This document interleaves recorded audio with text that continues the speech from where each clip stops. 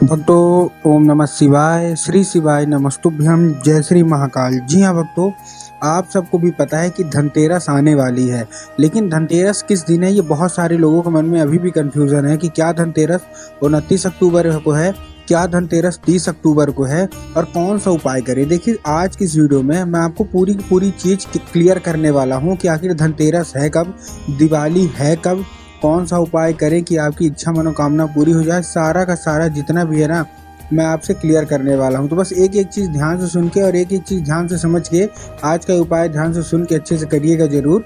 और अगर आपने आज का ये उपाय ध्यान से सुन के अच्छे से कर लिया तो अवश्य रूप से सारी की सारी इच्छा, सारी की सारी मनोकामना है वो अवश्य रूप से आपकी पूरी हो जाएगी। आपको क्या करना है क्या नहीं करना है हर एक चीज़, ठीक ना।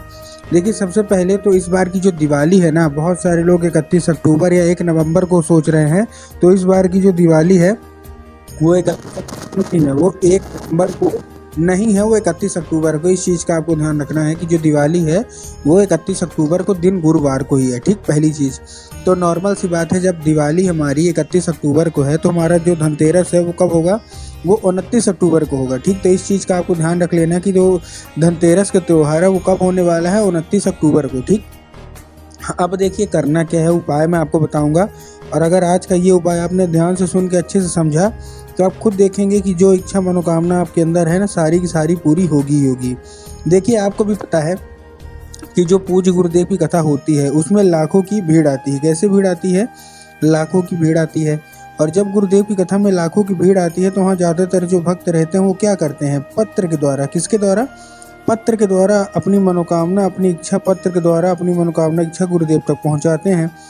तो अभी गुरुदेव की कथा चल रही थी, आज से 1 साल पहले की बात है, यही धनतेरस का दिन था और यही धनतेरस के दिन के लगभग गुरुदेव की क्या है, कथा चल रही थी। अब जब गुरुदेव की कथा चल रही थी तो वहाँ लाखों की भीड़ आई।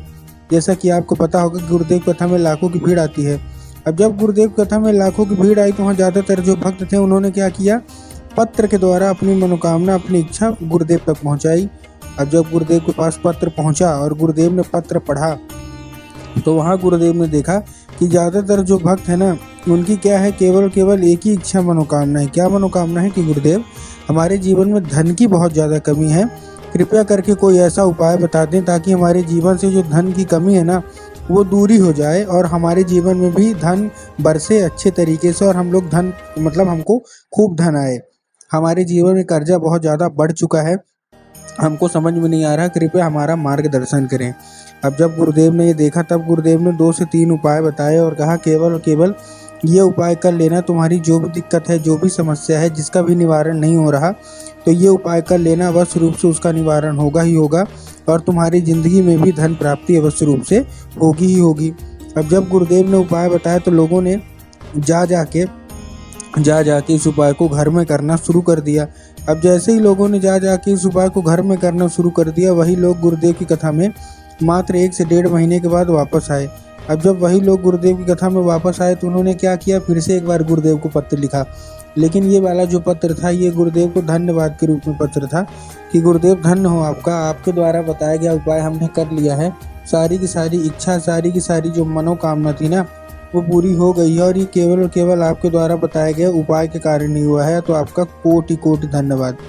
तो देखिए जो लोग भी मेरी आवाज़ अभी सुन रहे हैं ना, अगर आपको भी जानना है कि आखिर ऐसा कौन सा उपाय है जिसको करने मात्र से सारी की सारी इच्छा, सारी की सारी जो मनोकामना है वो पूरी हो जाती है और जो धन प्राप्ति की होती है वो भी धन प्राप्ति भी पूरा हो जाती है, तो चलिए हम बताते हैं आपको आज की इस वीडियो के माध्यम से कि आपको करना क्या है। तो बस उपाय ध्यान से सुन के अच्छे से करिएगा ज़रूर। लेकिन उसके पहले चैनल पे अगर पहली बार आए हैं और आवाज़ मेरी पहली बार सुन रहे हैं तो वीडियो कर दें लाइक और चैनल को भी कर लें सब्सक्राइब, ताकि पूजनीय पंडित प्रदीप जी मिश्रा के रोज़ नए नए उपाय जो कि मैं उनकी कथा से सुनता हूँ, श्रवण करता हूँ, सबसे पहले मैं आपको प्राप्त करा सकूँ, ठीक। तो देखिए जो हमारा सबसे पहला उपाय है, इस उपाय में आपको करना क्या है, जो हमारा सबसे पहला उपाय है, इस उपाय में आपको लेना है दूब, क्या लेना है, केवल और केवल 1-2 रुपए की आएगी, दूब लेना है। अब देखिए बहुत गाँव में ना, जो लोग गाँव में रहते हैं, जिनके यहाँ थोड़ा सा बगीचा रहता है, उनके यहाँ दूब ऐसे ही मिल जाएगी, तुलसी के बगल में दूब ऐसे ही मिल जाएगी। और जिनके यहाँ नहीं है तो मात्र 1 से 2 रुपए की जाके दूब आप क्या करिए, बाजार से ले आइए और अपने घर में उसको लाइए। अब आपको क्या करना है, धनतेरस के दिन शाम के समय में आपको जाना है भगवान गणेश के मंदिर। कहाँ जाना है, भगवान गणेश के मंदिर। और जब आप भगवान गणेश के मंदिर जाएंगे तो उनके जो टूटा हुआ दांत है ना, वहाँ आपको मयूर ध्वज का नाम लेके, कौन से, मयूर ध्वज, ये नाम लीजिएगा। और भगवान गणेश के टूटे हुए दांत में आपको क्या कर देना है, आपको अर्पित कर देना है बस। पूज्य गुरुदेव कहते हैं अगर आपने ऐसा कर लिया ना तो अवश्य रूप से सारी की सारी इच्छा, सारी की सारी मनोकामना आपकी अवश्य रूप से पूरी होगी होगी। और आप जो कुछ भी जानना चाहते हैं, जो कुछ भी समझना चाहते हैं, सारी की सारी इच्छा मनोकामना अवश्य रूप से पूरी आपकी होगी ही होगी। ठीक, ये था कौन सा, ये था पहला उपाय जो कि धनतेरस का बहुत बड़ा उपाय है। अब हम चलते हैं दूसरे उपाय की ओर, क्योंकि आपको बाबा भोलेनाथ को भी तो प्रसन्न करना है धनतेरस के दिन में, क्योंकि उसके बाद दिवाली भी आएगी। इस उपाय में ये धन प्राप्ति का बहुत बड़ा उपाय मैं आपको बताने वाला हूँ। ठीक, इस उपाय में आपको 5 कनेर के फूल चाहिए। क्या चाहिए, 5 कनेर के फूल। अब जब आप कनेर लेंगे तब आपको ध्यान रखना है कि जो कनेर का फूल है वो कहीं से भी कटा फटा या खंडित बिल्कुल भी नहीं होना चाहिए। बहुत सारे लोग फूल लेने में गलती यही करते हैं, कटा फटा ले लेंगे, तो आपको इससे बचना है। अब जो पहला फूल है, 5 अलग अलग जगह आपको अर्पित करना है। पहला फूल आपको बाबा भोलेनाथ के मंदिर में जाके अर्पित करना है। कहाँ, सबसे पहले आप बाबा भोलेनाथ के मंदिर जाएंगे, आपको दक्षिण दिशा में खड़े हो जाना है और उत्तर की ओर अपना चेहरा कर लेना है। अब देखिए दक्षिण और उत्तर में भी ना बहुत सारे लोगों के मन में कन्फ्यूज़न होता है कि दक्षिण क्या है, उत्तर क्या है, हमको थोड़ा साफ साफ बताइए। तब गुरुदेव ने साफ साफ बताया है कि आप जिस भी शिव मंदिर जा रहे हैं उस शिव मंदिर का जिधर साइड जलाधारी होगा, आपको अपना चेहरा उधर साइड करके खड़े हो जाना है। ठीक, खड़े हो गए। अब खड़े होने के बाद क्या करना है, आपको अर्पित करना है पहला फूल बाबा भोलेनाथ के ऊपर श्रम्भेश्वर महादेव का नाम लेके। महादेव का बहुत ही सुंदर सा नाम है श्रम्भेश्वर महादेव, तो आपको पहला फूल वहाँ अर्पित कर देना है। उसके बाद जो अपना दूसरा फूल है, वो दूसरा फूल आपको कहाँ अर्पित करना है, माता अशोक सुंदरी की जगह में। अब देखिए जो माता अशोक सुंदरी की जगह है ना, वो भी बहुत लोगों को नहीं पता, इसलिए गुरुदेव ने बताया जो जलाधारी है, जलाधारी के बिल्कुल बीचों बीच, कहाँ, जलाधारी के बिल्कुल बीचों बीच उनकी जगह होती है। ठीक, तो दूसरा फूल आपने वहाँ अर्पित कर दिया। उसके बाद जो तीसरा फूल है वो भगवान गणेश की जगह पे अर्पित करना है, जिनकी जगह जलाधारी के बाएं साइड होती है। ठीक, तो तीसरी फूल आपने वहाँ अर्पित कर दिया। 3 फूल आपने अर्पित कर दिए, पहला फूल बाबा भोलेनाथ के ऊपर, दूसरा फूल माता अशोक सुंदरी के ऊपर और तीसरा फूल भगवान गणेश की जगह पे।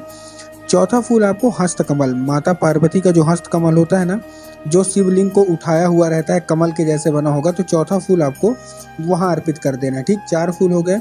उसके पास हमारे पास बचता है उसके बाद 5वां फूल, आखिरी फूल, वो आपको जलाधारी स्वयं और स्वयं जलाधारी में अर्पित कर देना है। पूज्य गुरुदेव कहते हैं कि जलाधारी में तो स्वयं माता पार्वती का वास होता है। तो बस 5 फूल अलग अलग जगह आप ऐसे अर्पित कर दीजिए, और जो कोई भी इच्छा हो, जो कोई भी मनोकामना हो, सारी की सारी इच्छा, सारी की सारी मनोकामना आपको क्या कर लेना है, अवश्य रूप से पूरी कर लेना है। बस 1 से 1.5 महीना ये करिएगा, आराम से आपकी मनोकामना इच्छा पूरी होगी ही होगी।